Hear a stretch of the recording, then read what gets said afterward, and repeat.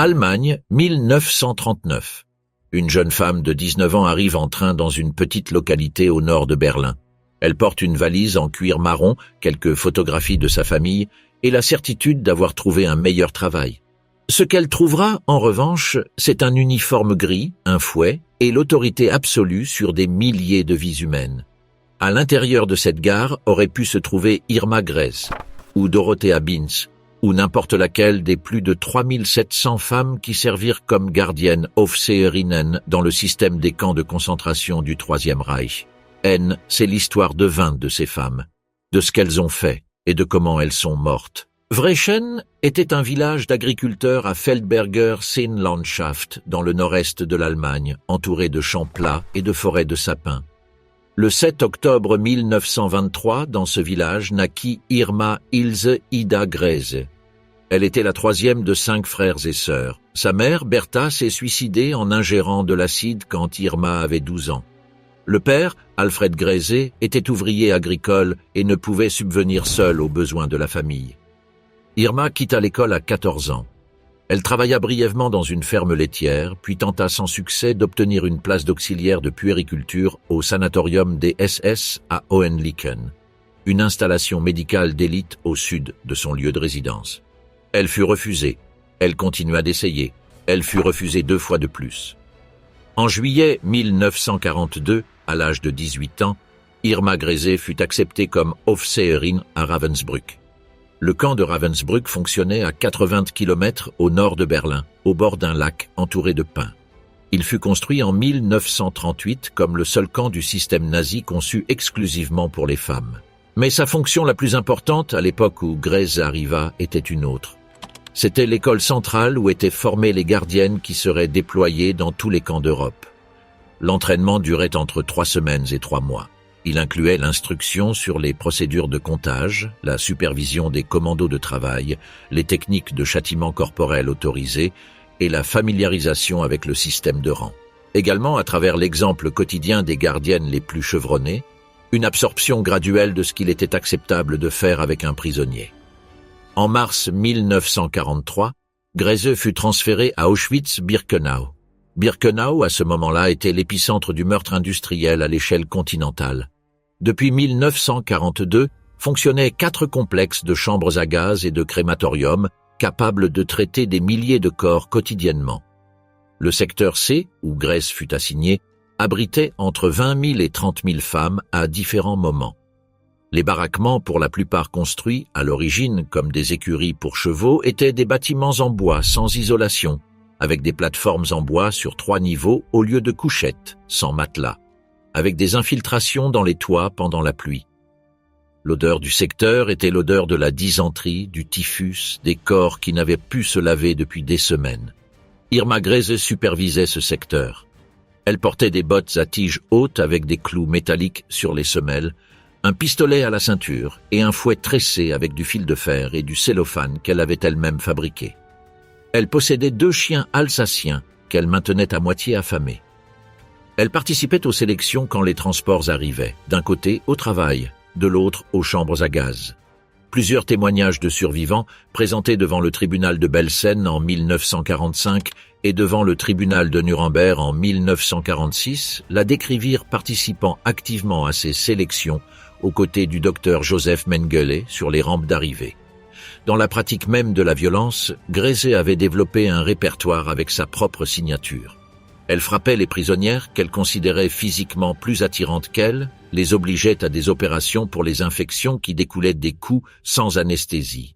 Elle sélectionnait des femmes pour le bloc 25, le bloc de la mort, où les condamnés aux chambres à gaz attendaient, et s'attarda sur les sélections de manière délibérée, se moquant de celles qui connaissaient déjà leur destin. Les témoignages recueillis dans le dossier du tribunal de Belsen citent un schéma reconnaissable. « Ton tour arrive vendredi », disait-elle aux prisonnières désignées avec un sourire. En janvier 1945, alors que l'armée rouge avançait sur Auschwitz, Grese fut transférée de retour à Ravensbrück et de là, en mars 1945, à Bergen-Belsen. Bergen-Belsen, dans ses semaines finales, était le chaos le plus complet. 40 000 prisonniers dans des installations conçues pour 10 000, sans eau courante depuis des jours, sans nourriture distribuée régulièrement, avec 14 000 cadavres sans sépulture quand les Britanniques arrivèrent le 15 avril 1945. Le typhus se propageait entre les baraquements. Anne Frank y était morte des semaines auparavant. Grace fut arrêtée le 17 avril. Elle avait 21 ans. Elle portait l'uniforme impeccablement repassé. Le procès de Belsen commença le 17 septembre 1945 à Lunebourg devant un tribunal militaire britannique. 45 accusés, pour la plupart du personnel d'Auschwitz, transférés à Bergen-Belsen. Grace portait le numéro 9 sur la plaque d'identification qu'elle avait suspendue au cou durant les audiences. Pendant des semaines, elle écouta les témoignages de survivants qui la décrivirent avec une précision qui rendait impossible tout doute raisonnable. Elle entendit comment une femme après l'autre racontait le même fouet, les mêmes bottes, le même sourire. Quand la sentence arriva, Grace ne montra aucune émotion. On lui demanda si elle avait quelque chose à dire. Elle dit que non. Un journaliste britannique qui l'avait interviewée avant le procès publia qu'il lui avait demandé pourquoi elle avait commis les crimes dont on l'accusait. Grace répondit sans hésiter. « C'était notre devoir d'exterminer les éléments antisociaux pour que l'avenir de l'Allemagne soit assuré. » Le 13 décembre 1945, dans la prison de Hameln, Irma Grace fut la deuxième femme à être exécutée ce matin-là. La première, à 9h34, fut Elisabeth Wolkenrath. À 10h03, Albert Pierre Point, le bourreau officiel britannique, exécuta Grace. La méthode fut le long drop la chute calculé pour briser le cou et produire une mort rapide.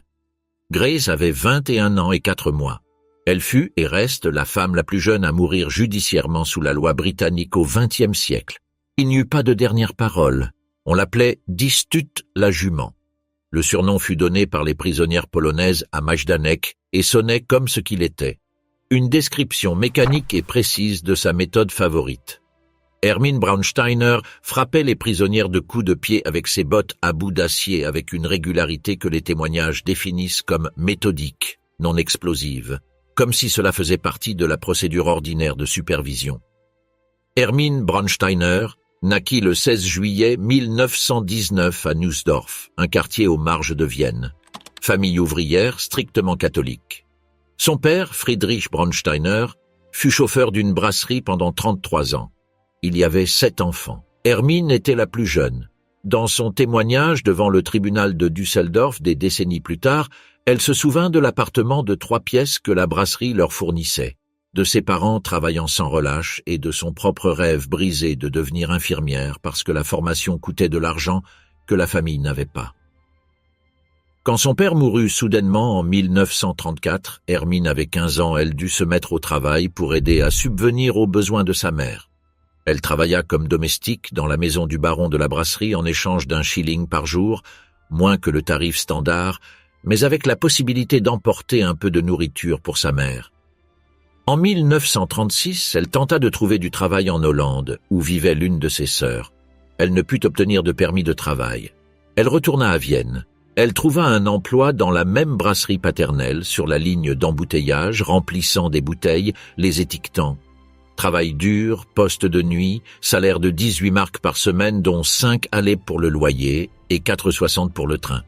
Elle survivait à base de lait et de morceaux de gâteau. En décembre 1937, elle trouva une issue. Une fille du quartier revint de travailler à Londres et lui parla d'une famille américaine qui cherchait une gouvernante. Braunsteiner, qui savait à peine l'anglais, elle avait appris quelques mots d'une section du journal Krone, intitulée « Comment apprendre l'anglais ?» traversa la Manche. La famille était celle d'un ingénieur qui travaillait pour une entreprise multinationale et qui vivait dans un appartement de 10 pièces à Londres. Braunsteiner s'occupait de la maison, cuisinait, nettoyait. Elle y resta jusqu'à la fin du mois de mai 1938, quand l'Anschluss avait déjà transformé l'Autriche en partie du Reich et que les rumeurs de guerre en Angleterre faisaient craindre l'internement des citoyens allemands. Elle revint à Vienne avec le sentiment d'avoir prouvé ses capacités. De retour à la brasserie, Braunsteiner apprit que le régime offrait une formation gratuite d'infirmière pour les jeunes femmes. Elle envoya ses documents à Berlin, au bureau central de la Fraternité bleue des infirmières. Elle ne reçut pas de réponse pendant des mois. En août 1938, l'année promise à l'usine venant de s'écouler, Elle s'inscrivit au bureau de l'emploi viennois pour un transport de 100 jeunes femmes destinées à travailler dans des usines de munitions en Allemagne. On l'envoya à Grünberg, près de Berlin, dans une usine qui produisait probablement des fusées. 2 heures de train par jour, poste de nuit, salaire qui suffisait à peine. Le chef de la police de Fürstenberg, le village où elle vivait, lui parla d'une meilleure opportunité.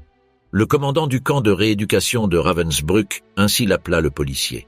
Il ne prononça pas les mots « camp de concentration » cherchait des jeunes femmes pour superviser les prisonnières. L'hébergement était inclus, avec des repas chauds et un salaire d'environ 60 à 70 marks. De bonnes conditions pour une jeune femme sans qualification.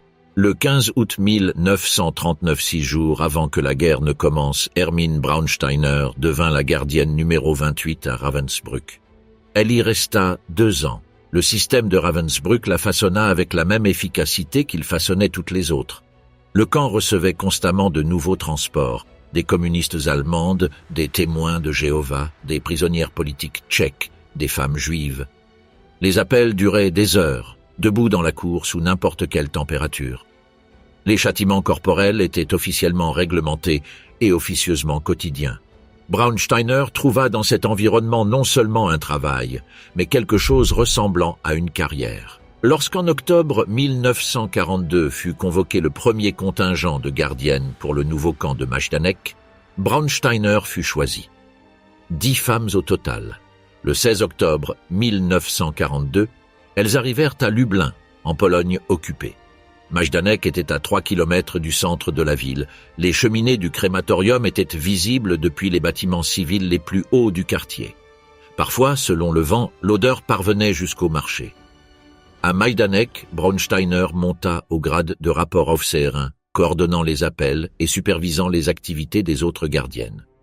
Sa commandante directe était Else Erik, l'Oberaufseherin, une femme que les témoignages ultérieurs décrivent comme froide, militariste, qui frappait avec précision et rareté, mais avec des conséquences toujours létales. Braunsteiner était son adjointe la plus proche. Ce qui distinguait Braunsteiner dans le camp était la fréquence et la solidité de sa violence physique.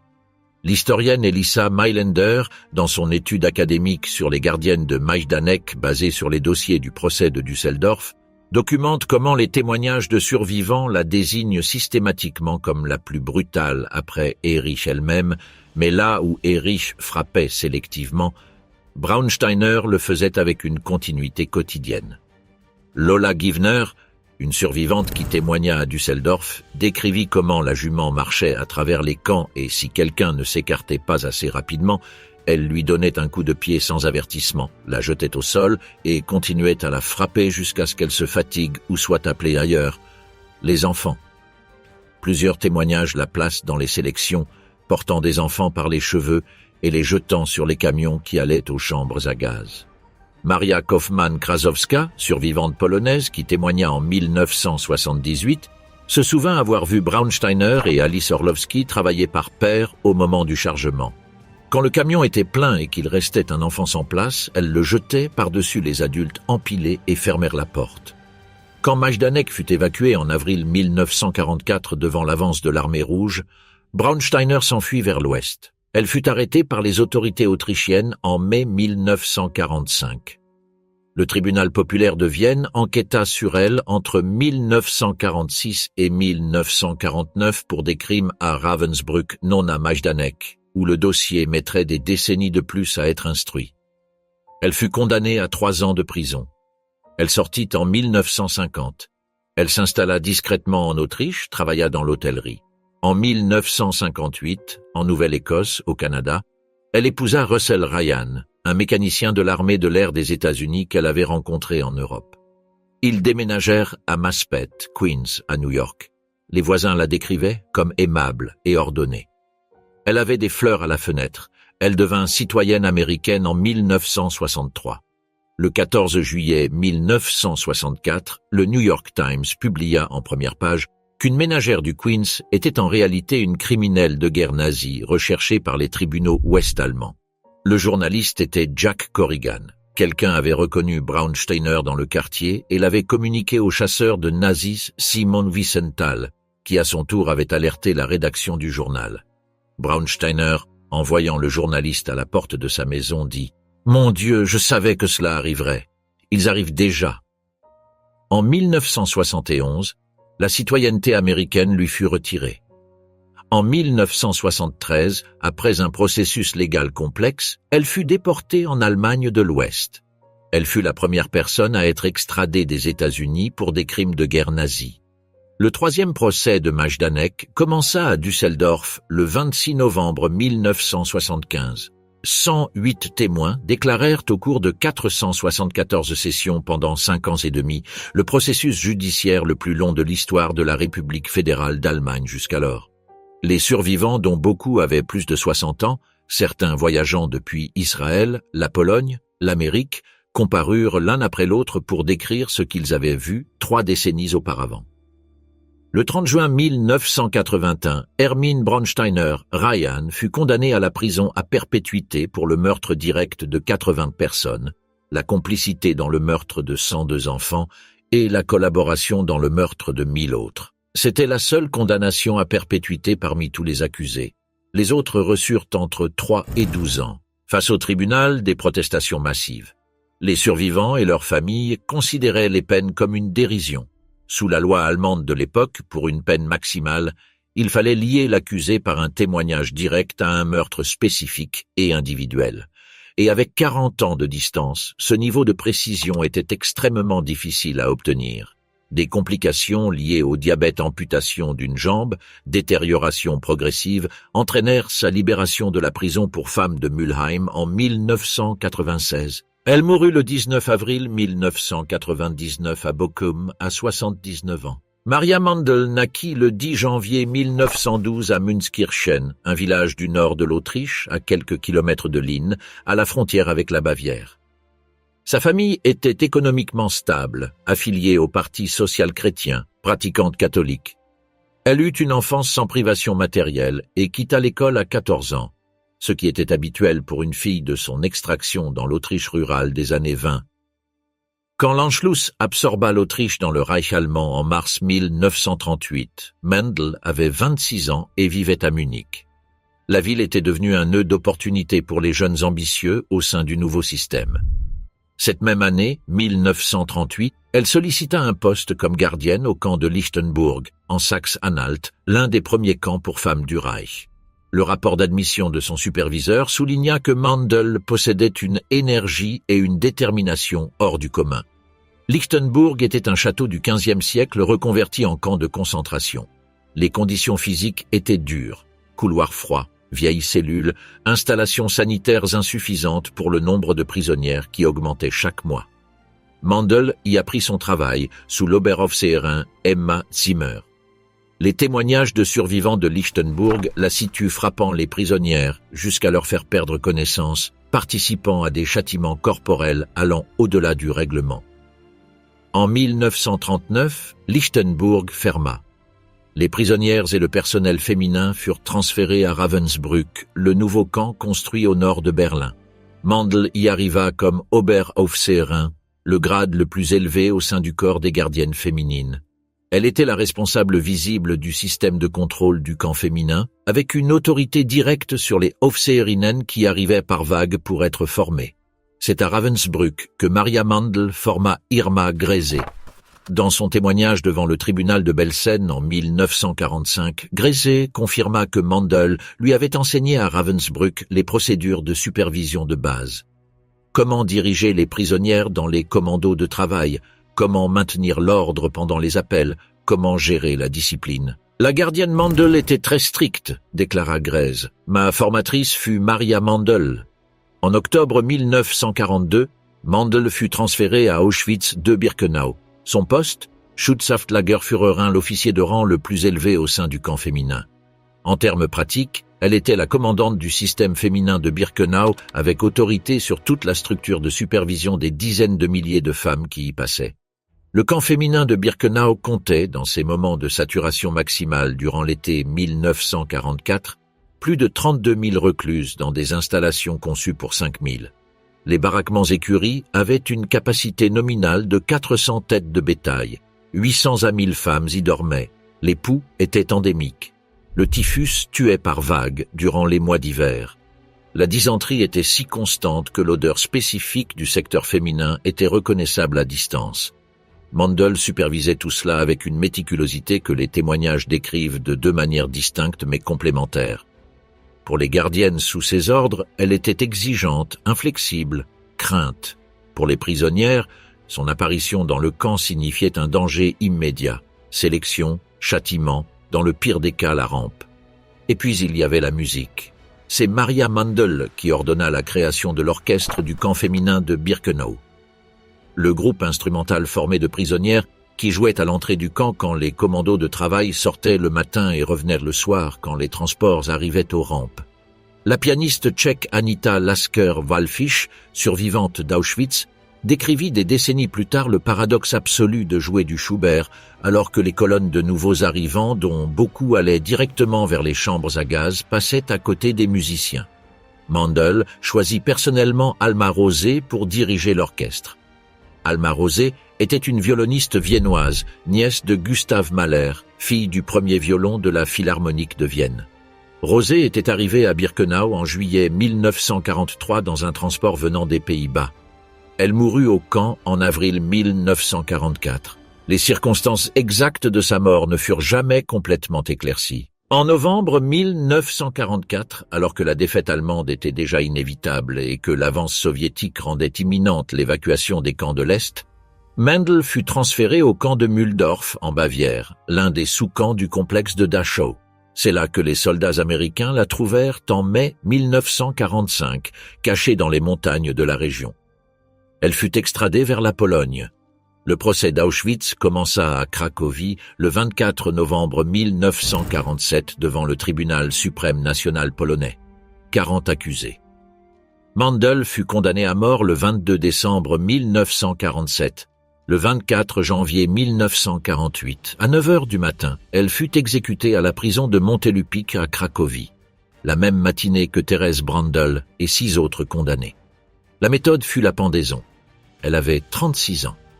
Elle fut enterrée dans la cour de la prison. On l'appelait la Beans. Les prisonnières françaises utilisaient ce surnom avec le ton dont on nomme quelque chose qu'on a peur de prononcer en entier. On l'appelait aussi la véritable star du camp, parce que la chef formelle de Ravensbrück était complètement éclipsée aux côtés de son adjointe de 22 ans. Et on l'appelait aussi la Rose Blanche, pour la froideur argentée de sa beauté physique, un surnom qui renfermait en soi toute la perturbation qu'elle provoquait. Dorothea Beans naquit le 16 mars 1920 à Försterei-d'Österleik, Brandebourg, fille d'un couple de classe moyenne inférieure, dans un village d'à peine quelques douzaines de maisons. Elle alla à l'école jusqu'à 15 ans, ce qui était le standard pour son milieu.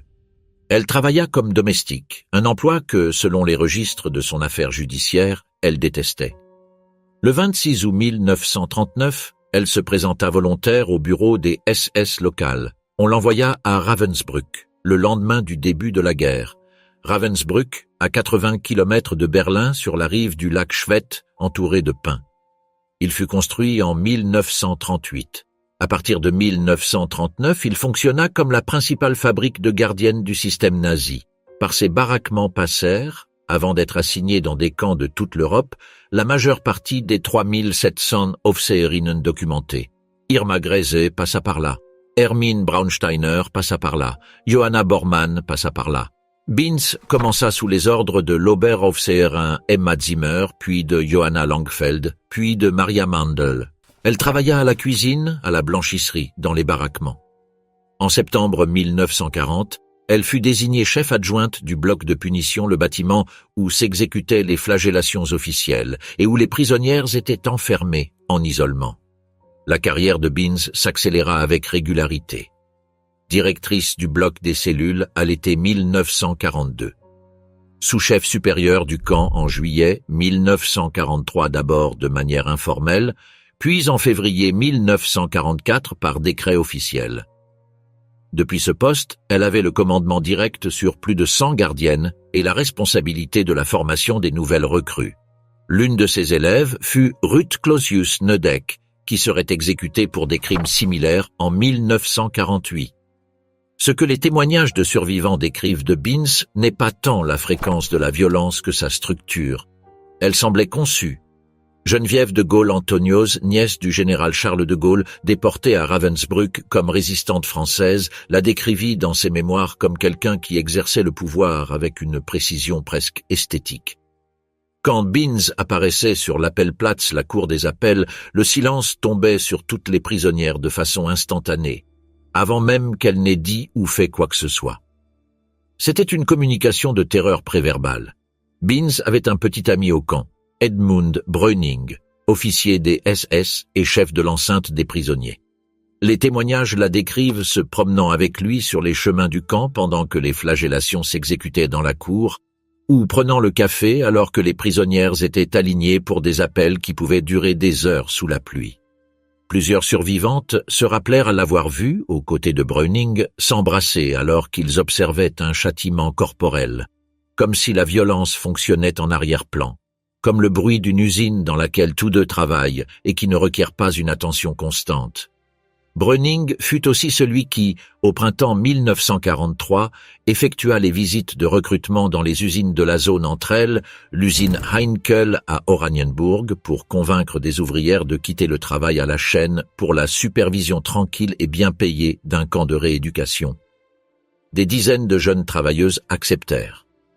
Quand les soviétiques avancèrent sur Ravensbrück en avril 1945, le camp fut évacué lors d'une marche de la mort vers l'ouest. Binz s'enfuit à vélo. Les Britanniques la capturèrent le 3 mai 1945 à Hambourg, sans papier, sans identité claire. Mais les survivantes la reconnurent immédiatement. Elle fut internée dans l'ancien sous-camp de Buchenwald à Recklinghausen, puis transférée à la prison de Hameln. Le premier procès de Ravensbrück se tint devant un tribunal militaire britannique à Hambourg entre décembre 1946 et février 1947. Binz était l'accusé numéro 5.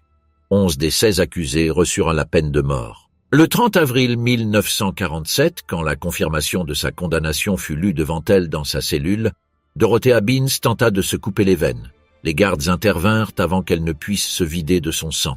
Rétablie, elle fut transférée à la salle des exécutions. Le 2 mai 1947, à 9h01 du matin, Albert Pierrepoint l'exécuta à Hameln. Elle avait 27 ans. Avant qu'on ne lui mette la cagoule, elle s'adressa au bourreau. « J'espère que vous ne pensez pas que nous sommes tous de mauvaises personnes. » Pierrepoint ne répondit pas. Il ouvrit la trappe. Le 10 septembre 1893, Johanna Bormann naquit à Birkenfeld, en Prusse orientale, alors à l'extrémité la plus éloignée de l'Empire allemand. Elle était l'aînée des 3 gardiennes exécutées le même jour qu'Irma Grese. Quand commença la Seconde Guerre mondiale, elle avait 45 ans, était célibataire et travaillait depuis près d'1 an comme gardienne dans le système nazi des camps. En 1938, elle sollicita un poste de travail à Lichtenburg, puis elle passa à Ravensbrück. En mars 1942, aux côtés d'un petit groupe de gardiennes chevronnées, elle fut transférée à Auschwitz dans les premiers mois de fonctionnement du camp féminin à Birkenau. À Auschwitz, elle passa 2 ans. En mars 1944, on la transféra vers sa dernière destination, Bergen-Belsen. Elle était de petite taille, de complexion menue, les témoignages la décrivaient ainsi avec insistance, comme si le contraste entre son physique et sa brutalité s'avérait en soi perturbateur. Ce qui la rendait redoutable n'était pas sa taille, mais les animaux.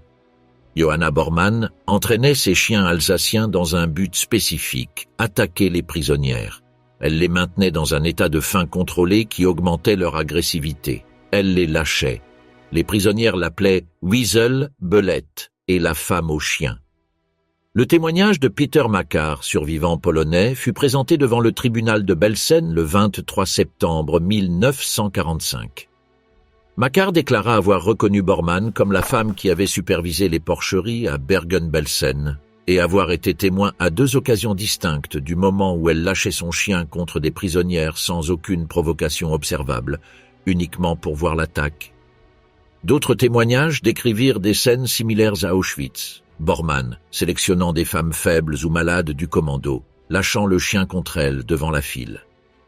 Le procès de Belsen fut le premier grand procès pour crimes de guerre après la Seconde Guerre mondiale, avant même que le tribunal de Nuremberg ne tienne sa première session. C'était en partie un acte de célérité. La Grande-Bretagne voulait être la première puissance alliée à établir un précédent de justice pénale internationale. Le 17 novembre 1945, le tribunal militaire britannique à Lunebourg lut les verdicts. Johanna Bormann fut déclarée coupable. La sentence fut lue en allemand. Todd Durchdenstrang mort par la corde. Les témoins diraient que Bormann l'écouta comme si elle était dans un rêve. Le 13 décembre 1945, à Hameln, Bormann fut exécuté à 10h38 du matin, une demi-heure après Irma Grese. Albert Pierrepoint exécuta les 3 femmes ce matin-là avec des intervalles d'une demi-heure entre chaque exécution. Elle avait 52 ans. Elle naquit sous le nom d'Elisabeth Mülow le 5 septembre 1919 à Schönau an der Katzbach, dans la région de Silésie. Fille d'ouvrier. Elle quitta l'école sans qualification formelle et travailla comme coiffeuse dans son village natal. Elle avait 19 ans quand le Reich commença à recruter activement de jeunes travailleuses pour le système de surveillance. En 1941, commença sa formation de gardienne à Ravensbrück. Elle y montra les capacités que les superviseurs recherchaient, obéissance, dureté, disposition à exercer l'autorité physique. Elle monta en grade. Elle fut transférée à Auschwitz où elle atteignit le rang d'Oberaufseherin, la gardienne de la plus haute hiérarchie dans le système féminin du camp. Sous sa supervision directe se trouvaient des centaines d'Aufseherinnen et des dizaines de milliers de prisonnières. Elle était la femme qui transmettait les ordres du commandant masculin vers le système féminin du camp. Dans les dossiers du procès de Belsen, le profil qui émerge des témoignages sur Volkenrath n'est pas celui de la cruauté spontanée de Grese ou de la brutalité physique de Braunsteiner, mais celui de l'administratrice efficace de la terreur. Sa violence était fonctionnelle, orientée vers le résultat, maintenir l'ordre dans un camp dont la taille et le niveau d'entassement rendaient inévitable le chaos s'il n'y avait pas de coercition permanente. En février 1945, quand Auschwitz fut finalement évacué devant l'avance imparable de l'armée rouge avec plus de 200 000 paires de chaussures, 43 000 paires de lunettes et des centaines de tonnes de vêtements stockés comme preuve des millions de personnes assassinées, Volkenrath fut transférée à Bergen-Belsen comme Oberaufseherin du camp. Elle y avait le rang le plus élevé parmi le personnel féminin. Bergen-Belsen, dans ses mois finaux, était une catastrophe sanitaire délibérée. Le camp n'avait pas de chambres à gaz, c'était un camp de détention, non un camp d'extermination, mais les conditions d'entassement, de faim et de manque d'eau s'avéraient également mortelles. Dans la période de janvier à avril 1945, plus de 35 000 prisonniers y moururent, la plupart du typhus et d'inanition. Volkenrath fut arrêté le 15 avril 1945, le jour de la libération du camp par les troupes britanniques. Lors du procès de Belsen, elle déclara devant le tribunal avec une phrase que les journalistes présents notèrent pour son impudeur. « C'était vraiment horrible dans les camps, mais c'était aussi horrible pour nous. Nous étions punis tout comme les prisonniers. » Le tribunal entendit cela, en prit note et continua avec la session suivante. Le 13 décembre 1945, à 9h34 du matin, Elisabeth Volkenrath fut la première personne à être exécutée à Hameln sur ordre du tribunal militaire britannique. Elle avait 26 ans, la première à mourir ce matin-là, la première femme exécutée dans cette prison sous juridiction militaire britannique au XXe siècle. Albert Pierrepoint, qui exécuterait Grese et Bormann, à la suite décrivit dans ses mémoires que Volkenrath arriva à la salle des exécutions sans résistance visible. Elle naquit sous le nom de Margaret Ilse Köhler le 22 septembre 1906 à Dresde. Elle travailla comme bibliothécaire avant que la politique ne change tout. Elle adhéra au parti nazi en 1932. Le 29 mai 1937, elle épousa Karl Otto Koch, colonel des SS, qui fut nommé cet été-là commandant du nouveau camp de Buchenwald, à 4 km et demi au nord-ouest de Weimar, dans la forêt où Goethe se promenait. Buchenwald fut l'un des premiers camps principaux du système nazi pour hommes. À la différence de Ravensbrück ou Majdanek, ce n'était pas un camp d'extermination avec des chambres à gaz, c'était un camp de travail forcé et de terreur. Au moins 56 000 prisonniers y moururent tout au long de son existence, la plupart par épuisement, maladie, exécution sommaire ou expérience médicale. Ilse Koch n'avait pas de poste officiel au sein du système administratif du camp. Elle était l'épouse du commandant. À Buchenwald, cela lui octroyait en pratique plus de pouvoir réel que la plupart des fonctionnaires en uniforme. Les témoignages de survivants qui déclarèrent devant les tribunaux la décrivirent comme une figure qui parcourait le camp à cheval, fustigeant les prisonniers avec sa cravache au passage. Qui organisait des événements sociaux dans la résidence du commandant alors que l'odeur des crématoriums arrivait par les fenêtres. Qui vivait dans un niveau d'ostentation obscène au cœur de l'horreur, avec des domestiques forcés, avec des luxes confisqués aux déportés, avec le pouvoir absolu de qui ne répond devant personne excepté son mari. L'aspect le plus connu de son dossier et le plus disputé historiquement sont les accusations sur les objets fabriqués avec de la peau humaine. Les affirmations de survivants, présentées devant les tribunaux américains lors du procès de Dachau en 1947, soutenaient que Koch avait ordonné de tuer des prisonniers avec des tatouages intéressants et d'utiliser leur peau pour fabriquer des abat-jours, des reliures de livres et des gants. L'abat-jour que les autorités américaines exhibèrent comme preuve disparut avant d'être analysé en détail par la police scientifique. Le général Lucius Clay, gouverneur militaire américain de la zone d'occupation, réduisit la condamnation initiale de la prison à perpétuité à 4 ans en 1949, arguant une insuffisance de preuves sur les objets en peau humaine spécifiquement, ce qui déclencha une enquête du Sénat des États-Unis et un scandale politique considérable. Ce qui fut en revanche documenté et prouvé au-delà de tout doute raisonnable, la participation active d'Ilse Koch à l'atmosphère de terreur du camp, les passages à tabac réguliers de prisonniers, la complicité active dans le système qui tua des dizaines de milliers de personnes, le pillage systématique des biens des déportés. La seule raison pour laquelle elle ne fut pas condamnée à mort lors du procès américain fut qu'elle était enceinte au moment de la sentence. Son 4e enfant, Uwe, naquit en octobre 1947 dans la prison. Libérée en 1949 par la réduction de peine de Clay, elle fut arrêtée le jour même par les autorités d'Allemagne de l'Ouest. Un tribunal d'Augsbourg la jugea de nouveau en 1950-1951, cette fois pour des crimes contre des citoyens allemands. Le 15 janvier 1951, elle fut condamnée à la prison à perpétuité pour incitation au meurtre. Cette fois, il n'y eut pas de réduction de peine. Elle passa les années suivantes dans la prison pour femmes d'Eichach, en Bavière. Elle devint progressivement paranoïaque. Elle cessa de dormir régulièrement. Selon les rapports des fonctionnaires de la prison, elle était convaincue que les survivants de Buchenwald allaient venir la chercher.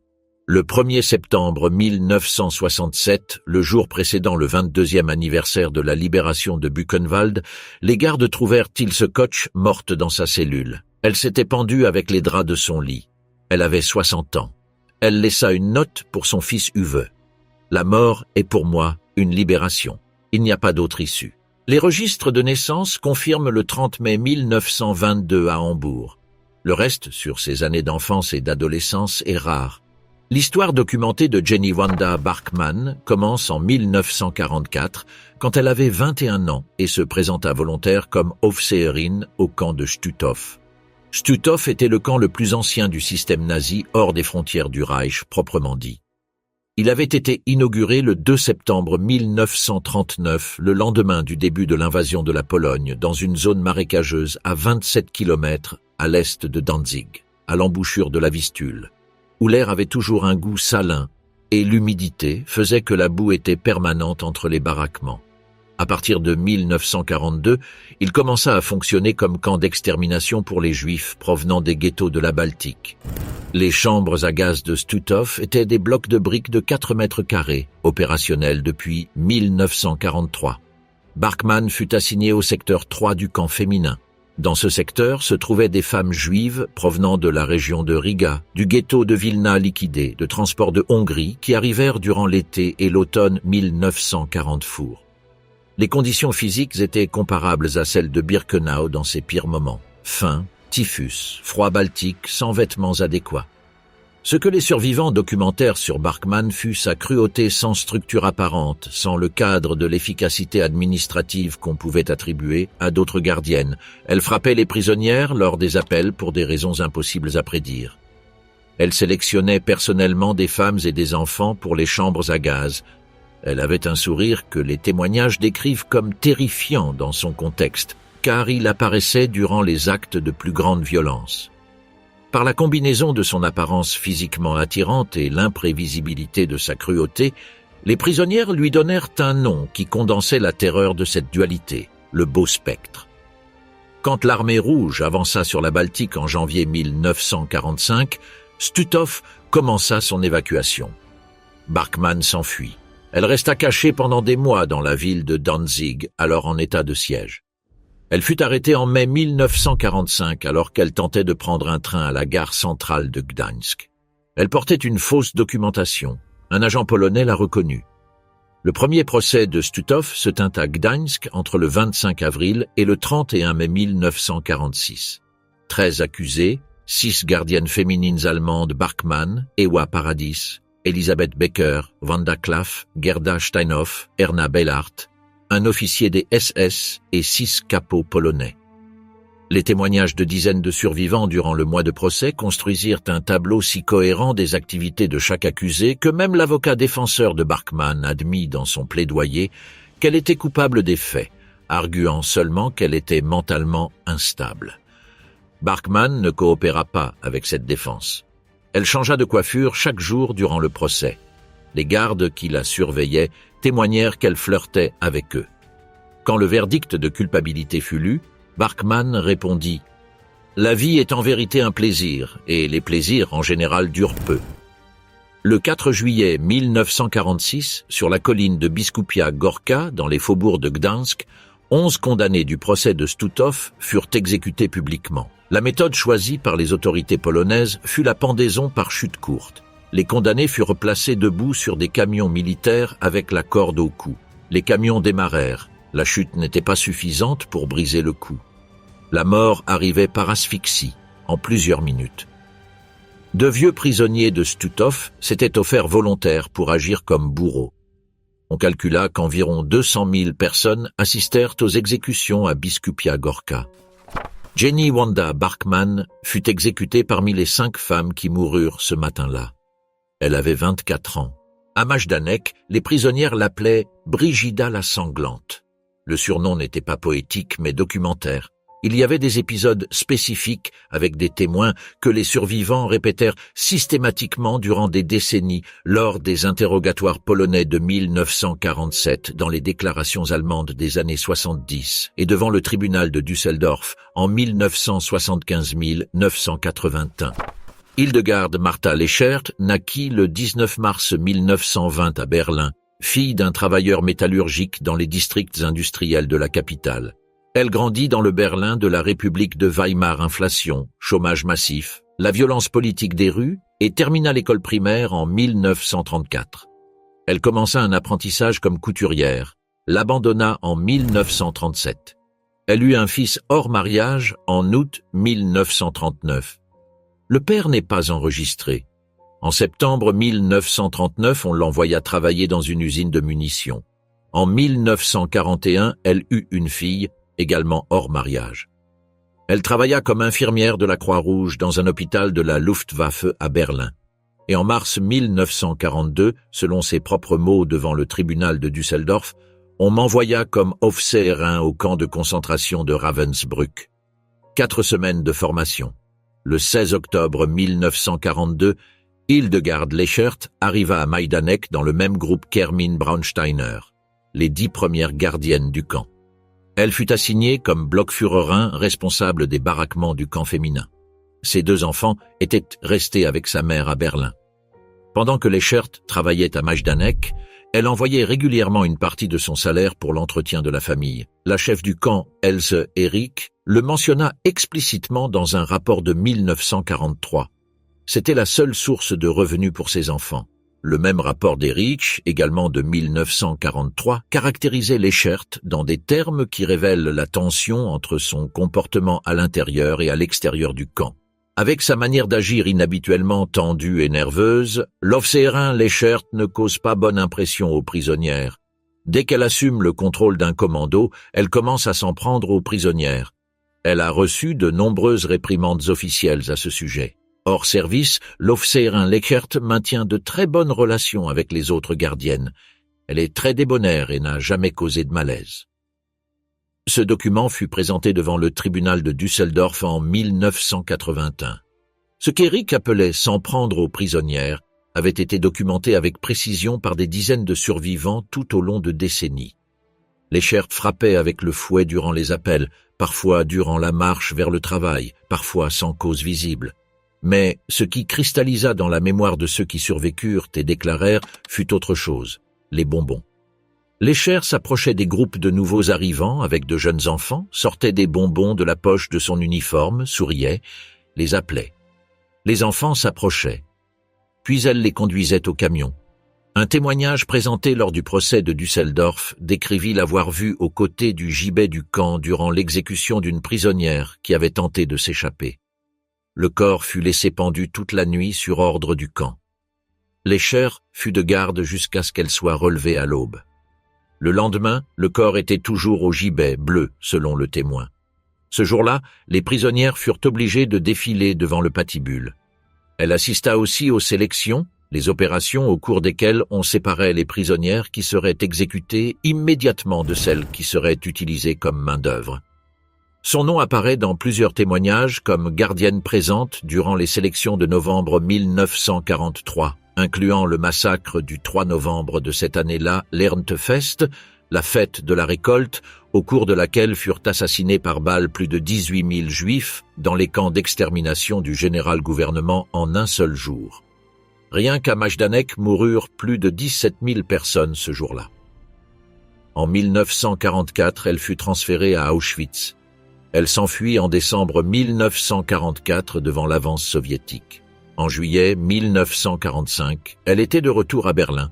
Travaillant dans un hôpital américain sous un faux nom, ses crimes n'avaient pas encore été découverts. Plus tard, elle s'en alla en Autriche pour continuer comme infirmière. En 1947, elle fut capturée et extradée vers la Pologne. Le tribunal suprême national la condamna à 15 ans de prison pour les crimes à Auschwitz. Elle fut libérée par amnistie le 7 décembre 1956. Elle avait purgé un peu plus de 9 ans. Dans les années suivantes, elle reçut une compensation de 6 000 marks allemands des autorités d'Allemagne de l'Ouest comme réparation pour les années d'emprisonnement polonais, selon les registres de l'affaire. C'était le même système bureaucratique qui paierait les victimes du nazisme. En 1975, les enquêteurs du ministère de la Justice de Rhénanie du Nord-Westphalie la localisèrent à Berlin. Elle avait 55 ans. On l'a poursuivie comme accusée lors du 3e procès de Majdanek à Düsseldorf. Le 30 juin 1981, elle fut condamnée à 12 ans de prison comme complice de meurtre. La deuxième peine la plus sévère du procès. Devant le tribunal, une manifestation de survivants et de jeunes Allemands protesta contre ce qu'ils considéraient comme des condamnations insuffisantes. Hildegard Léchert, la sanglante Brigida, fut libérée après avoir purgé sa peine. Elle mourut le 14 avril 1995 à Berlin, à 75 ans. Les rapports policiers polonais d'après-guerre l'appelèrent ainsi « la femme du livre d'images des SS ». Haute, blonde, d'apparence nordique classique, le type physique que les concepteurs d'affiches propagandistes du Reich auraient choisi pour représenter la gardienne idéale. La disparité entre cet aspect et ce qu'elle faisait partie de ce que les survivants se rappelaient avec le plus de clarté. Alice Minna Elisabeth Helling naquit le 30 septembre 1903 à Berlin. Elle étudia la médecine pendant 4 semestres inhabituels pour une femme de sa génération, signe d'une famille avec des ressources et des ambitions avant d'abandonner ses études. Son père était inspecteur-chef des finances. Elle était la seule Aufseherin de Majdanek avec une formation universitaire, une donnée que les dossiers du procès ultérieur soulignent car elle rend impossible l'argument le plus habituel des défenses, l'ignorance culturelle, l'éducation déficiente, l'incapacité au raisonnement éthique autonome. Elle commença sa formation de gardienne à Ravensbrück en 1941. Elle ne dura pas même une semaine à Ravensbrück avant d'être transférée directement à Majdanek en octobre 1942.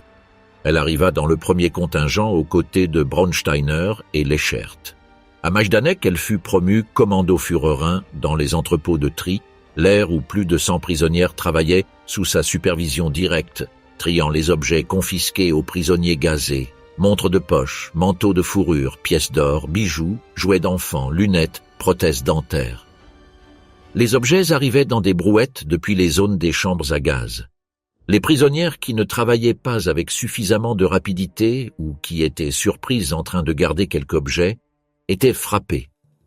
Orlowski avait une spécialité. Quand les transports arrivaient et que les femmes étaient conduites à travers les portes, Orlowski attendait. Quand les files passaient devant elle levait le fouet et frappait les prisonnières au visage, spécifiquement dans les yeux. Les témoignages de survivants la décrivent avec cette spécificité durant plus de 30 ans, dans des déclarations prises dans des circonstances complètement distinctes, par des enquêteurs distincts, dans des pays distincts. Le détail se répète avec trop de consistance pour être une élaboration postérieure. Aux côtés de Hermine Braunsteiner, Orlowski est mentionné dans les dossiers du procès comme les deux gardiennes les plus brutales de Majdanek, bien qu'avec des styles différents, là où Braunsteiner donnait des coups de pied et frappait avec une régularité de travail, Orlowski cherchait le moment précis de l'impact maximal. Quand arrivait un transport saturé et que le camion qui allait aux chambres était déjà plein et qu'il restait un enfant sans place, Orlowski et Braunsteiner le jetaient par-dessus les adultes empilés, comme un bagage, et fermèrent la porte. En janvier 1945, durant l'évacuation d'Auschwitz vers l'ouest, Orlowski y avait été transféré en 1944. Quelque chose changea dans son comportement de façon abrupte. Lors de la marche de la mort vers l'Oslo, elle commença à apporter de l'eau aux prisonnières épuisées, à partager de la nourriture, à dormir sur le sol à leur côté quand il n'y avait pas d'abri. Les survivantes, qui déclarèrent des décennies plus tard, n'avaient pas d'explication pour ce changement. Elles spéculaient qu'Orlowski comprit que la guerre se terminait et qu'il y aurait des conséquences. Les forces soviétiques la capturèrent en mai 1945. Elle fut extradée vers la Pologne. Lors du procès d'Auschwitz de Cracovie, en 1947, elle fut condamnée à 15 ans de prison, libérée en 1957 par amnistie. En 1975, les enquêteurs allemands la localisèrent de nouveau, elle avait 71 ans, et l'inclurent parmi les accusés du troisième procès de Majdanek à Düsseldorf. Alice Orlowski mourut durant le cours du processus, en 1976, à 73 ans, sans que le tribunal n'ait dicté de sentence. Il y a une phrase que les archivistes du système judiciaire allemand d'après-guerre doivent écrire avec une certaine régularité dans les dossiers des crimes nazis. Affaire classée pour décès de l'accusé. Dans le cas de Louise Dans, cette phrase dut attendre jusqu'au 21 juin 2009. Louise Elisabeth Hélène Dans naquit le 11 décembre 1917 à Waldorf. Thuringe, le même village de Thuringe où elle terminerait ses jours, à moins de 5 kilomètres de là où Erna Petry commettrait ses propres crimes 2 décennies plus tard, bien que les deux femmes ne se soient jamais rencontrées d'après ce que les registres indiquent. Dans quitta l'école primaire à 14 ans. Elle travailla pendant plusieurs années dans une boulangerie en Brandebourg, puis comme auxiliaire des postes à Schmalkalden. En janvier 1943, le bureau local de l'emploi lui communiqua qu'elle avait été sélectionnée pour travailler comme gardienne à Ravensbrück. Dans sa déclaration ultérieure devant le tribunal de Cracovie, elle dit qu'elle tenta de refuser l'assignation et n'y parvint pas. Le 1er mars 1943 commença un cours de 3 semaines à Ravensbrück. Le 22 mars 1943, elle fut transférée à Majdanek, où elle supervisa des commandos de travail dans la taillerie du camp, à la cuisine, à la garderie de prisonniers et à l'entrepôt de vêtements. En 1943, elle reçut une décoration de l'administration nazie pour service distingué dans le camp. Depuis Majdanek, elle fut transférée à Cracovie-Płaszów, puis à Auschwitz-Birkenau et finalement au sous-camp de Malchow, dépendant de Ravensbrück, où elle continua jusqu'à la fin de la guerre. À chacune de ces étapes, les témoignages de survivants la situent dans la supervision directe de prisonnières dans des conditions de brutalité systématique.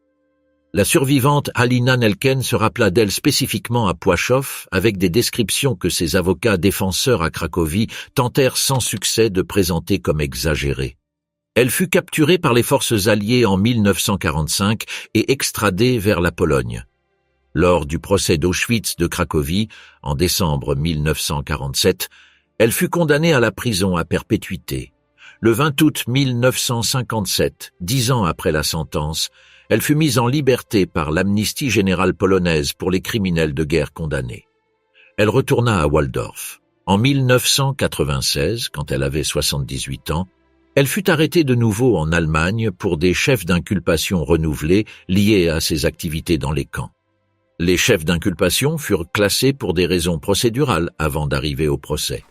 Louise Downs vécut le reste de sa vie à Waldorf, le même village où elle était née. Elle mourut le 21 juin 2009, à 91 ans. Elle fut la dernière gardienne nazie féminine connue à mourir. Johanna Altvater avait 22 ans quand elle arriva à Volodymyr-Volynski, à la frontière entre l'Ukraine et la Pologne, en septembre 1941. Elle était secrétaire personnelle du nouveau commissaire régional allemand. Elle venait de Minden, en Westphalie, fille d'un contremaître d'une fonderie de fer. Son dossier dans les archives de l'USHMM la décrit comme une femme avec des ambitions sociales qui voyait dans le service dans les territoires de l'Est une opportunité de promotion et de stabilité que Minden ne pouvait lui offrir. Volodymyr Volynski Vladimir Volynsk, dans le nom allemand assigné par les occupants, était une ville de 30 000 habitants au confluent des rivières Bug et Luga, entourée de champs de blé et de forêts de marais. Avant la guerre, elle possédait une communauté juive d'environ 20 000 personnes, la plupart du centre urbain.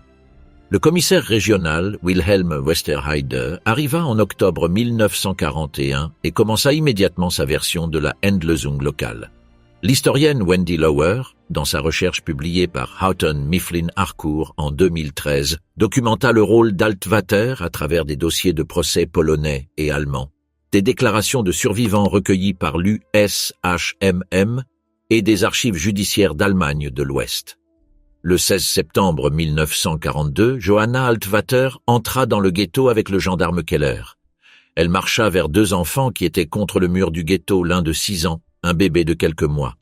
Elle fit un geste comme si elle allait leur donner quelque chose. Le bébé alla vers elle. Altvater le saisit, le leva et le frappa contre le mur du ghetto avec la force de qui secoue un tapis. Elle le jeta aux pieds du père.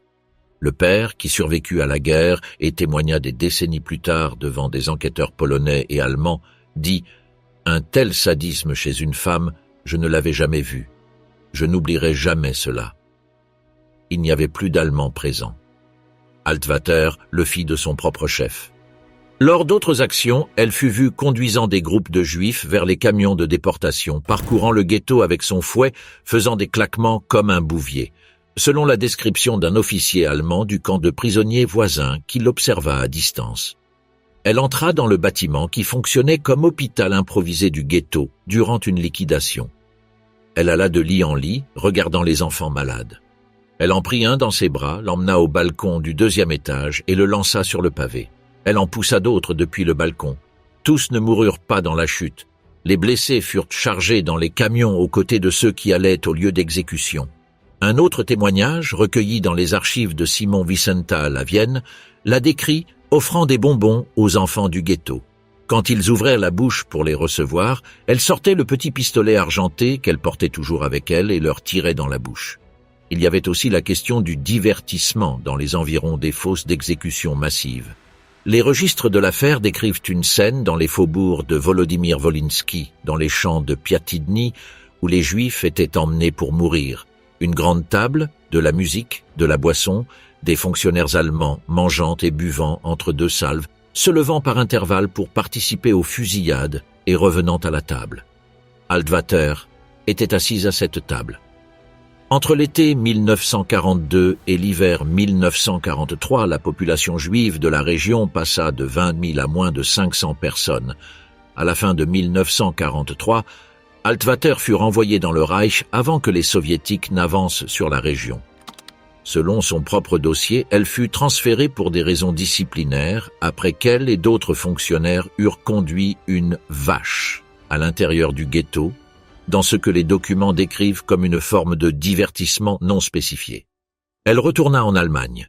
Les procureurs allemands et autrichiens qui enquêtèrent sur les crimes des territoires de l'Est dans les années 50 révisèrent son dossier. Ils décidèrent de ne pas la poursuivre. Sa défense était simple, elle n'était qu'une secrétaire. Johanna Altvater ne fut jamais jugée.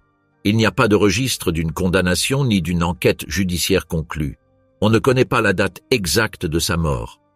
Liesel Riedel grandit dans le Saar-Gebiet, la région frontalière entre l'Allemagne et la France, dont l'avenir politique fut décidé par un référendum en janvier 1935. 91% de la population vota pour s'intégrer dans le Troisième Reich. À Sarrebruck, Hitler prononça son discours de victoire. Finalement, le sang est plus fort que tous les documents de simple papier. Liesel Riedel, fille d'un contremaître d'une fonderie de fer, travaillait alors comme dactylographe dans un journal local du mouvement nazi. Elle rencontra Gustav Wilhaus, activiste du parti qui frappait des communistes et des socialistes dans les rues de Sarrebruck durant la campagne d'agitation précédant le référendum. Ils se marièrent le 30 octobre 1935. Sans la permission officielle des SS qu'exigeait le règlement matrimonial du corps, Gustav n'avait pas complété la documentation généalogique qui prouva sa pureté raciale. Et de plus, il était protestant alors que Liesel était catholique, ce qui compliquait les formulaires des SS sur l'éducation racialement correcte des futurs enfants. Aucun de ces obstacles ne les arrêta. En mai 1939 naquit leur fille, qu'ils appelèrent Heike. Gustav compléta son entraînement militaire dans la Waffen-SS et fut destiné au Wirtschafts- und Verwaltungshauptamt des SS à Berlin. En mars 1942, il fut envoyé à Lviv, en Ukraine occidentale, pour prendre le commandement des Juifs forcés de travailler dans l'industrie de l'armement local. Son efficacité impressionna ses supérieurs et il fut promu commandant du camp de Janowska, le plus grand camp de travail forcé et de transit d'Ukraine. Dans la villa assignée au commandant, face au camp, il fit construire un balcon au premier étage. L'été 1942, Liesel et Heike, qui avait 3 ans, arrivèrent à Janowska. Les témoignages présentés devant le tribunal militaire international de Nuremberg en février 1946, dans le dossier sur l'extermination des Juifs en Europe de l'Est, inclurent des déclarations de survivants qui décrivaient ce qui se passait depuis ce balcon. Gustav Wilhaus tirait avec un fusil automatique contre les prisonniers qui travaillaient dans les ateliers en dessous, selon une déclaration, en partie par pur plaisir sportif et en partie pour divertir son épouse et sa fille. Puis il passait l'arme à Liesel. Liesel tirait aussi. Pour divertir Heike, il lançait en l'air des enfants d'entre 2 et 4 ans et leur tirait dessus pendant que la petite fille applaudissait et criait « Papa, encore! Encore! Papa !» Le témoignage fut lu à haute voix au tribunal de Nuremberg le 14 février 1946. L'arme favorite de Liesel pour ses propres sessions de tir était un pistolet Flaubert, une arme de salon française de petit calibre, d'aspect élégant, utilisée habituellement pour le tir de divertissement dans les jardins privés. Sa portée ne dépassait pas 30 mètres, suffisant depuis le balcon jusqu'aux prisonniers qui travaillaient dans la partie avant du camp. Des survivants du camp Janowska décrivirent Liesel tirant à différentes occasions un dimanche de septembre 1942 sur un groupe de prisonniers qui ramassaient des ordures près de la villa, lors d'un dimanche d'avril 1943 avec sa fille à ses côtés, et mentionnèrent que parfois les victimes ne mouraient pas immédiatement du premier coup. Janowska fut finalement liquidé en novembre 1943. Gustav Wilhaus fut transféré à la division volontaire croate de la Waffen-SS. Il mourut sur le front occidental en mars 1945. Liesel Wilhaus survécut à la guerre. La documentation de ce qu'il advint d'elle après est fragmentaire. Elle ne fut poursuivie pénalement par aucun tribunal. Les enquêtes ouest-allemandes des années 50 ne la poursuivirent pas. Les témoignages qui l'incriminaient avaient été recueillis par la Commission soviétique extraordinaire durant la Libération et accéder à ces sources depuis l'Allemagne de l'Ouest était compliqué durant la guerre froide. Il n'y a pas de registre d'un procès ni d'une condamnation. Erna Kürbs naquit le 30 mai 1920 à Eressen, Thuringe, un village de quelques centaines de personnes à 15 km de Weimar. La famille Kürbs cultivait la même terre depuis des générations. À 16 ans, lors d'un bal local, elle rencontra Horst Petri, un jeune homme de la région avec des ambitions politiques dans l'orbite du nazisme agrariste. Horst était un étudiant en agronomie avec des mentors dans les hautes sphères du Rass- und Siedlungshauptamt, le bureau des SS qui supervisait la colonisation raciale des territoires de l'Est. Richard Walter Darré, l'idéologue du sang et sol qui voyait dans le laboureur allemand l'archétype de la pureté raciale, l'avait pris sous sa protection. Horst fut diplômé de l'université de Jena et s'entraîna comme officier des SS à Buchenwald et Dachau. Erna tomba enceinte après un an de fréquentation. Le Rass- und Siedlungshauptamt donna sa bénédiction au mariage en juillet 1938. Erna avait 18 ans. Le père d'Erna n'approuvait pas Horst, mais c'était trop tard. Leur fils, Horst Junior, naquit en novembre 1938. À l'été 1942, le régime assigna à Horst l'administration du domaine Grzenda, en polonais Riada, en Galicie orientale, au sein de la Pologne occupée, à environ 20 km de Lviv. C'était un ancien domaine seigneurial polonais avec une villa aux colonnes blanches, des jardins bien entretenus, une vue sur les collines et les prés. Jusqu'à 150 travailleurs forcés juifs vivaient et travaillaient là sous l'administration des Pétri. Erna arriva avec son fils en bas âge en juin 1942. 2 jours après son arrivée, elle vit déjà son mari frapper les travailleurs. Les travailleuses domestiques étaient agressées par lui. Les paysans locaux le décrivaient comme quelqu'un qui appréciait la violence. Erna commença aussi à frapper les travailleurs, incluant le forgeron du domaine. La violence était la langue quotidienne de Grzenda. Au printemps 1943. Erna arriva au domaine dans une voiture de retour de Lviv où elle avait fait des achats. Sur la route, elle vit quelque chose qu'au début elle confondit. Quand la voiture s'approcha, elle reconnut qu'il s'agissait d'enfants entre 6 et 14 ans, en haillons, certains pieds nus accroupis sur un côté du chemin. Elle comprit immédiatement que c'étaient des Juifs qui s'étaient échappés d'un transport à la gare de Sachkov, dont la destination était les camps d'extermination. Elle les reconnut comme Juifs car les déportés étaient déshabillés avant les transports pour les distinguer facilement de la population ukrainienne. Elle les emmena au domaine. Elle leur donna de la nourriture de la cuisine. Les enfants se calmèrent et eurent confiance en elle. Horst n'était pas au domaine. Erna attendit un certain temps. Horst n'arrivait pas. Elle alla à la chambre et prit le pistolet de son père, une arme que son père lui avait offerte comme adieu quand elle était partie en Ukraine, un revolver de la Première Guerre mondiale. Elle emmena les enfants dans la forêt que elle et Horst utilisaient comme lieu d'exécution pour les Juifs du domaine. Elle les fit se mettre en file, de dos à elle, à côté de la fosse. Elle mit l'arme à 10 cm de la nuque du premier et tira. Après le deuxième coup, ceux qui restaient commencèrent à pleurer. Ils ne pleuraient pas fort, ils gémissaient, déclara-t-elle elle-même, mais aucun ne tenta de fuir. Ils étaient trop épuisés. Erna les exécuta tous. Des années plus tard, lors des interrogatoires de la Stasi d'Allemagne de l'Est, en 1961, elle décrivit le nombre comme 4 Juifs adultes et 6 enfants. Le dossier du processus signale que le nombre total de victimes dans le domaine Grzenda fut beaucoup plus élevé. Quand l'interrogateur lui demanda comment elle avait pu, étant mère de 2 enfants, tuer ses enfants, elle répondit « À cette époque, quand je participais aux fusillades, j'avais seulement 25 ans, j'étais jeune et inexpérimenté. Je ne voulais pas rester en retrait par rapport aux hommes des SS. Je voulais leur prouver que moi, en tant que femme, je pouvais me comporter comme un homme. J'ai donc tué 4 Juifs et 6 enfants juifs. Je voulais faire mes preuves devant les hommes. » En 1962, un tribunal d'Allemagne de l'Est jugea Erna et Horst Pétri. Horst fut exécuté par guillotine le 15 septembre 1962. Erna fut condamnée à la prison à perpétuité. Elle passa plus de 30 ans en prison. Elle fut libérée en 1992. Elle mourut en juillet 2000. Elle naquit le 5 juillet 1920 à Breslau, la ville industrielle de Silésie, qui est maintenant Wrocław. Fille de classe ouvrière. Elle travailla comme cuisinière de maison jusqu'à 19 ans. Ce qui rend Ruth Clausius-Neudeck différente de la plupart des gardiennes qui apparaissent dans ce script est la date à laquelle elle entra dans le système. Le 26 août 1939, elle se présenta au bureau local des SS. On l'envoya à Ravensbrück.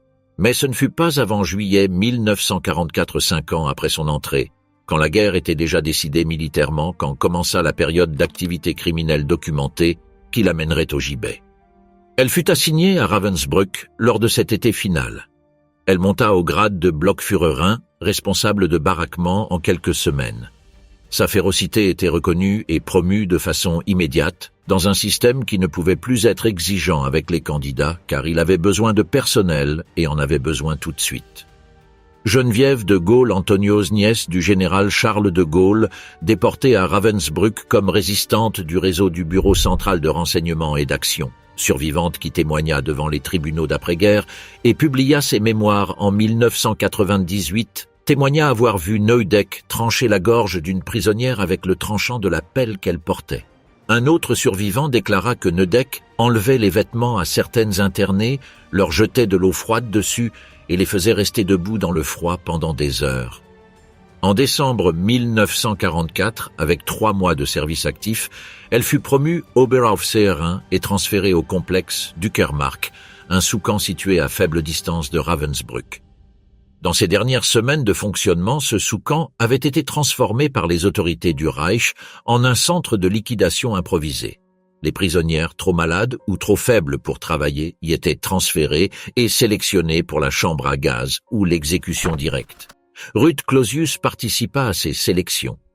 Les dossiers du 3e procès de Ravensbrück attribuent aux opérations d'Uckermark sous sa supervision partielle la mort de plus de 5000 femmes et filles. En mars 1945, elle fut transférée au sous-camp de Barth, sur la côte de la Baltique, où elle continua jusqu'à l'évacuation du camp. Elle s'enfuit quand les Alliés avancèrent. Les forces britanniques la capturèrent. Les survivantes qui vivaient dans la zone du camp la reconnurent et confirmèrent son identité. Le 3e procès de Ravensbrück, connu aussi comme le procès d'Uckermark, fut le processus le plus petit des 4 procès de Ravensbrück. 5 femmes accusées, tenues entre le 14 et le 26 avril 1988. 2 furent acquittées. 2 reçurent des peines de prison. Ruth Clausius Neudeck fut condamnée à mort. Le 29 juillet 1948, Albert Pierrepoint l'exécuta à Hameln. Elle avait 28 ans. Thérèse Brandl naquit le 1er février 1902 à Stodach-Egerndach, une municipalité rurale du district de Traunstein, au cœur de la Bavière alpine. C'était une femme de la campagne, du monde de l'agriculture et de la petite communauté fermée. Il n'y a pas de registre de militance politique avant son incorporation au système nazi. En mars 1942, Brandl fut assignée au camp d'Auschwitz I, le camp original, distinct de l'extermination de masse de Birkenau. Là, ses fonctions incluaient la supervision des femmes dans les hangars de tri des objets confisqués et le poste de SS-Rapportaufseherin, la gardienne qui organisait les appels et enregistrait les infractions disciplinaires du camp féminin. En octobre 1942, avec l'expansion des camps, elle fut transférée à Auschwitz, de Birkenau. Elle resta dans le système d'Auschwitz jusqu'en janvier 1945, quand le camp fut évacué devant l'avance soviétique.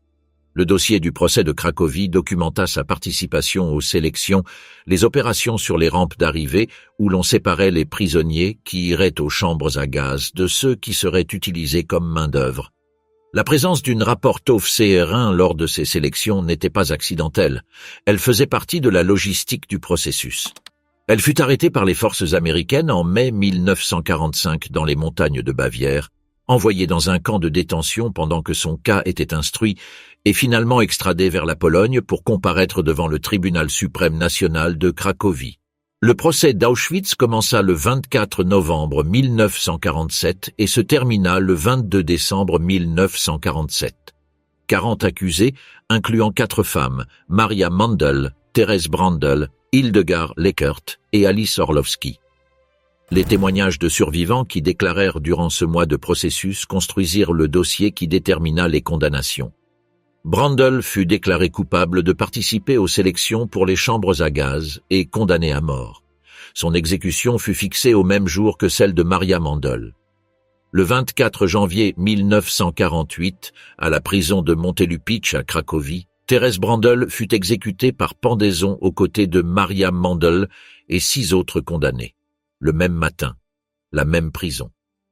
Elle avait 45 ans, il lui manquait une semaine pour fêter ses 46. Emma Anna Maria Zimmer, née Mésel le 14 août 1888 à Asmersheim, Grand-Duché de Bade, dans le sud-ouest de l'Allemagne, fut l'une des figures fondatrices du système de gardienne nazi. Quand elle arriva à Lichtenburg en 1938, elle travaillait déjà depuis des années dans le système des prisons civiles. Elle était la vétérane, celle qui savait comment les choses fonctionnaient avant que les choses du Reich ne prennent la forme qu'elles eurent ensuite. À Lichtenburg, le château reconverti en camp pour femmes politiques, elle fut nommée Oberaufseherin. Sous son commandement direct se trouvèrent certaines des gardiennes les plus létales du système, Maria Mandl, qui la cite explicitement comme sa formatrice, et Dorothea Binz, qui commença sous ses ordres à Ravensbrück. Quand Lichtenburg ferma en 1939 et que sa population fut transférée au nouveau camp de Ravensbrück, Zimmer s'en alla avec elle, maintenant son poste. Elle construisait quelque chose. Ce n'était pas seulement un camp, c'était un système reproductible, un modèle d'organisation de la terreur féminine qui pourrait se déployer à grande échelle. Et Zimmer était l'une des personnes qui transmettait ce modèle d'une génération de gardiennes à la suivante. Son style était différent de celui des gardiennes plus jeunes et plus spectaculairement violentes. Zimmer n'était pas connu pour la cruauté spontanée. Les témoignages de survivants de Ravensbrück la décrivent comme quelqu'un qui exerçait le pouvoir à travers l'architecture de la peur plutôt qu'à travers des coups directs, l'ordre signé, le châtiment autorisé, la logique implacable des règles appliquées sans exception. En 1942, elle fut transférée brièvement à Auschwitz-Birkenau, où son expérience en gestion de personnel féminin était nécessaire pour établir le nouveau système de gardiennes. Elle retourna à Ravensbrück, où elle continua jusqu'à la fin de la guerre. Elle fut jugée lors du premier procès de Ravensbrück, tenu devant un tribunal militaire britannique à Hambourg entre décembre 1946 et février 1947. Le tribunal délibéra sur les témoignages de dizaines de survivants. Emma Zimmer fut condamnée à mort. Le 20 septembre 1948, Emma Zimmer fut exécutée à la prison de Hameln. Elle avait 60 ans. Elle était la plus âgée des gardiennes exécutées lors des procès de Ravensbrück, et elle fut la dernière exécution documentée d'une gardienne féminine nazie par les tribunaux alliés. Pauline Kneissler naquit le 10 mars 1900, fille d'un propriétaire terrien aisé. Depuis toute petite, elle voulut être infirmière. En 1939, quand elle avait 39 ans, elle travaillait comme infirmière dans le système de santé publique du Reich quand elle reçut une offre, participer à une opération médicale secrète de l'État. Le programme T4 Action T4, appelé ainsi pour l'adresse du bureau administratif qui le gérait à Tiergartenstrasse 4, Berlin fut le programme systématique d'extermination de personnes avec des handicaps physiques ou mentaux que le régime qualifiait de « vie indigne d'être vécue ». Il commença en 1939 et avant d'être officiellement suspendu en 1940 et un bien qu'il ait continué de façon décentralisée jusqu'à la fin de la guerre, il avait tué plus de 200 000 personnes en Allemagne, en Autriche et dans les territoires occupés. Les premières victimes furent des bébés et des enfants. Les pédiatres et les sages-femmes du Reich reçurent des instructions de notifier aux autorités tout nouveau-né avec des malformations physiques ou mentales. Les familles étaient pressées de confier ces enfants à des cliniques spécialisées qui étaient en réalité des centres d'extermination. À Grafenegg, Hartheim, Hadamar, Bernburg et d'autres centres, les patients étaient conduits dans des salles de gaz déguisées en installations de douche ou assassinés par des injections létales. Pauline Kneissler fut assignée d'abord à Grafenegg, en bas de Württemberg, puis transférée à Hadamar et finalement à Hirsee, en Bavière. Dans sa déclaration devant les enquêteurs de l'armée américaine en 1986, recueillie dans les archives du procès de Nuremberg, elle fut directe d'une façon qui s'avéra exceptionnelle même parmi les participants du programme. C'était complètement volontaire. On nous a informés du programme et on nous a simplement donné quelques minutes pour réfléchir si nous voulions participer ou non. Nous ne nous sentions pas très bien à ce sujet. Mais nous n'avions pas d'objection morale. À Hirsee, elle fut la seule infirmière du centre qui administra personnellement les injections létales aux patients. Les autres laissaient cette partie du processus aux médecins. Kneissler la réalisait directement. Elle déclara avoir tué entre 100 et 150 personnes de cette façon. Le programme T4 utilisa ces professionnels médicaux dans une seconde phase, les envoyer dans les territoires de l'Est comme personnel des camps d'extermination de l'opération Reinhard Belzec, Sobibor, Treblinka. Les chambres à gaz de ces centres furent conçues et opérées en grande partie par des vétérans du programme T4. Les techniciens, chauffeurs, infirmières et médecins qui avaient appris à tuer dans les sanatoriums du Reich furent le noyau fondateur de l'appareil d'extermination le plus létal de l'histoire. Kneissler fut aussi envoyé à l'Est. selon une déclaration qu'elle fit à une amie et que cette dernière rapporta ultérieurement aux enquêteurs. Dans les hôpitaux de campagne soviétiques près de Minsk, elle administra des injections létales à des soldats allemands gravement blessés ou avec des dommages cérébraux irréversibles, le présentant comme des actes de miséricorde. Cet aspect de son activité ne fut jamais formellement poursuivi. En 1948, un tribunal allemand d'après-guerre la poursuivit pour les crimes du T4. Elle fut condamnée à 4 ans de prison comme complice de meurtre, la peine que le système judiciaire allemand de ce moment-là considérait appropriée pour quelqu'un qui avait tué entre 100 et 150 personnes. Elle fut libérée en 1949. Elle travailla comme infirmière psychiatrique à Berlin de 1950 jusqu'à sa retraite en 1963.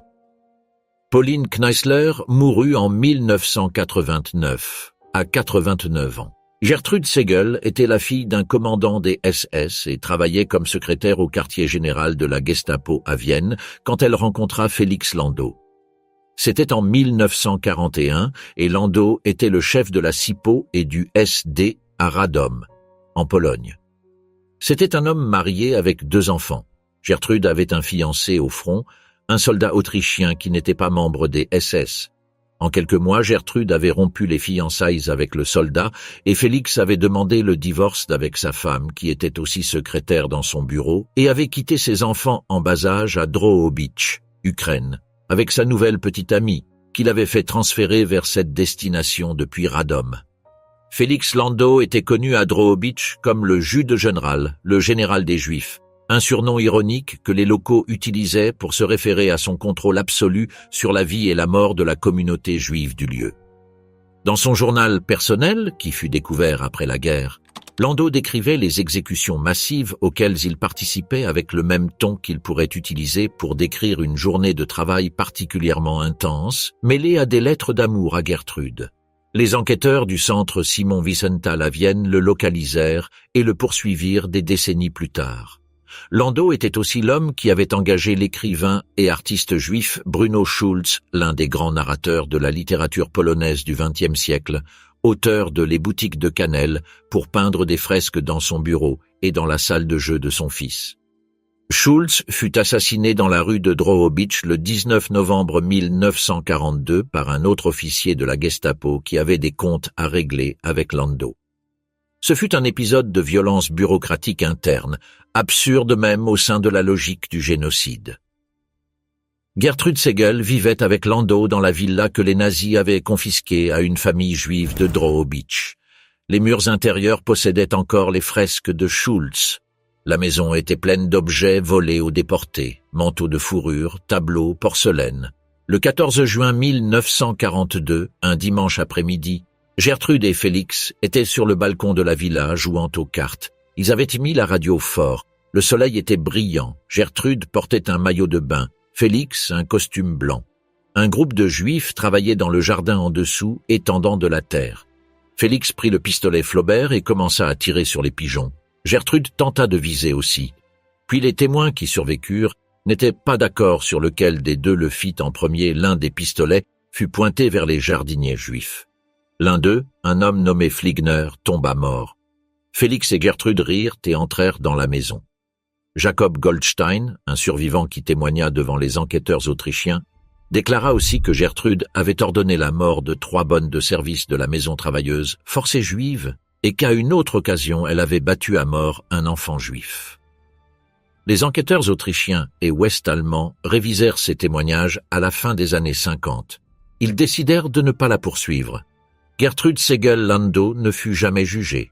Les déclarations des survivants, compilées dans des archives que Wendy Lower examina pour sa recherche publiée en 2013, sont documentées. Les crimes sont documentés, le dossier existe, l'impunité aussi. Johanna Langefeld fut la première Oberaufseherin de Ravensbrück. C'était la femme qui, en 1939, était assise à la tête de la table quand le système des gardiennes féminines du Reich était en train d'être construit de toutes pièces. Chacune des gardiennes qui apparaissent dans ce script, toutes celles qui passèrent par Ravensbrück, qui étaient presque toutes, arriva à un moment donné sous son autorité ou sous le système qu'elle contribua à établir. Elle naquit en 1900 en Westphalie. Avant le système nazi, elle travailla comme gardienne de prison civile, formation qui fut considérée suffisante pour faire d'elle la figure de référence qui organisa le recrutement, la formation et le déploiement des premières générations massives d'Offizierinnen. La survivante Margaret Buber Neumann, prisonnière politique à Ravensbrück depuis août 1940 et assignée au travail dans le bureau de la chef des gardiennes, laissa un portrait de Langefeld, qui est l'un des rares témoignages de première main sur le fonctionnement interne de la hiérarchie féminine du camp. Buber Neumann, qui publia ses mémoires en 1949 sous le titre « Prisonnière de Staline et d'Hitler », décrivit Langefeld comme une femme qui croyait sincèrement en la mission du camp comme institution de rééducation. Une croyance qui la mettait en tension permanente avec le système qu'elle servait elle-même, étant donné que Ravensbrück était en réalité un centre de terreur, de travail forcé et de meurtres systématiques. Ce fut aussi Langefeld qui décrivit le recruteur Bröning visitant les usines d'armement pour convaincre les ouvrières de quitter la chaîne de montage pour le travail tranquille et bien payé de superviser un camp de rééducation. La demande de personnel féminin était si haute que la différence entre recrutement volontaire et coercition était déjà en 1942 une ligne très fine. En octobre 1942, Langefeld fut transféré à Auschwitz comme Oberaufseherin du camp féminin. La relation avec le commandant masculin du complexe fut tendue dès le premier instant. La documentation interne des SS montre des frictions sur la ligne d'autorité entre le commandement masculin et le féminin. Langefeld fut renvoyé à Ravensbrück au bout de peu de temps, à un poste de moindre importance. En 1946, elle fut emmenée en Pologne pour témoigner lors du procès d'Auschwitz. Elle s'échappa de la garde polonaise dans des circonstances que les dossiers documentent de façon imprécise. La version la plus citée parle d'une fuite facilitée par des contacts dans l'Église catholique et réussit à gagner la Bavière sous une fausse identité. Elle vécut le reste de sa vie en Allemagne de l'Ouest sous un relatif anonymat. Les autorités connaissaient son lieu de résidence. Les procureurs évaluèrent le dossier et ne la poursuivirent pas. Johanna Langefeld mourut en 1974. La femme qui établit les fondations du système qui forma Irma Gress, Dorothea Binz, Hermine Braunsteiner, mourut dans son lit. 20 femmes, 8 exécutées, 4 qui moururent en prison ou purgeant leur peine, 2 qui se suicidèrent, 6 qui ne furent jamais jugés ou qui échappèrent aux conséquences judiciaires complètes de leurs actes. Les 8 qui furent exécutés, Irma Grese, Elisabeth Volkenrath, Johanna Bormann, Dorothea Binz, Maria Mandel, Thérèse Brandl, Emma Zimmer, Ruth Clausius-Neudeck, Jenny Wanda Bachmann moururent entre 1985 et 1948 dans les années immédiatement postérieures à la guerre, quand la volonté politique des Alliés d'établir des responsabilités pénales était encore active. Celles qui survécurent à cette fenêtre de temps certaines parce qu'elles s'étaient enfuies, comme Langefeld. Certaines parce que les procureurs décidèrent que leur rôle était trop marginal ou la preuve trop difficile à réunir, comme Altvater. Certaines parce que le système juridique allemand d'après-guerre n'avait ni les instruments, ni toujours la volonté de poursuivre rétroactivement toutes les personnes responsables de l'Holocauste, vécurent avec leurs crimes de façon très différente. Ilsecock perdit la raison lentement et se pendit avec ses propres draps. Hermine Braunsteiner fut la ménagère aimable de Queens jusqu'au jour où le New York Times frappa à sa porte. Alice Orlovsky mourut durant son procès. Louise Dance vécut jusqu'à 91 ans et mourut dans le même village où elle était née. Ce que les documents historiques recueillis dans les études d'Elissa Mailänder sur Majdanek et Wendy Lower sur les femmes allemandes dans les territoires de l'Est permettent de signaler est que le système nazi ne recruta pas de monstres. Il recruta des ouvrières d'usines de munitions, des gouvernantes, des infirmières sans qualification, des dactylographes de province, des filles de forgerons et de chauffeurs de brasserie. Et au sein de ce système, avec sa hiérarchie de commandement, son idéologie raciale, sa normalisation quotidienne de la violence et sa promesse de stabilité économique pour des femmes sans perspective claire, certaines de ces femmes devinrent les acteurs du plus grand crime du XXe siècle. Et puis, le système s'effondra, et certaines payèrent, et d'autres non. La disparité entre les unes et les autres n'a pas d'explication simple. Dans certains cas, ce fut le hasard géographique qui fut capturé par les Britanniques, qui arriva dans la zone américaine, qui réussit à traverser vers l'Allemagne de l'Ouest avant que les Soviétiques ne ferment les routes. Dans d'autres, ce fut le poids de la preuve disponible ou la priorité des procureurs vers les crimes de plus grande échelle. Dans d'autres, simplement le temps. Chaque année qui passait entre le crime et le procès potentiel rendait les témoins plus rares, les souvenirs plus discutés, la condamnation plus difficile à soutenir devant un tribunal. Ce qui ne souffre d'aucune ambiguïté sont les faits. Les chambres à gaz ont fonctionné. Les crématoriums ont fonctionné. Les marches de la mort ont laissé des corps sur les chemins. Et dans chacune de ces opérations, aux côtés des hommes des SS qui les dirigeaient, il y avait des femmes avec un fouet ou un uniforme gris ou un pistolet de salon français regardant depuis un balcon, faisant leur travail.